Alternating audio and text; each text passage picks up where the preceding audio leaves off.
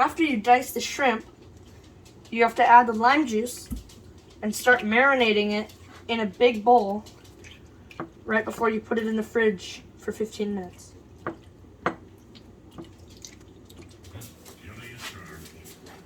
Now that the shrimp, tell me when to go. Right now.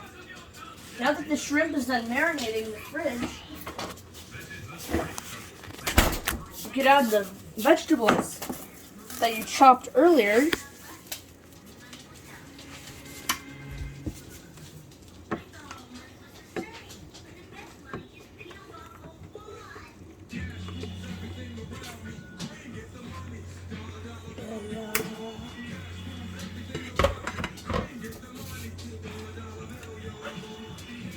Pause it. Listing the vegetables are. Hold on. Tell me when to go. Now. In the vegetables are cilantro, avocado, onions, tomatoes, and cucumbers. You gotta thoroughly mix till it's all blended up. You need to add 1/4 Hold teaspoon on. of. Tell me when to go. You need to add some black pepper to give it a little taste.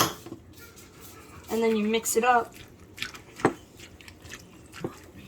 till it's all combined.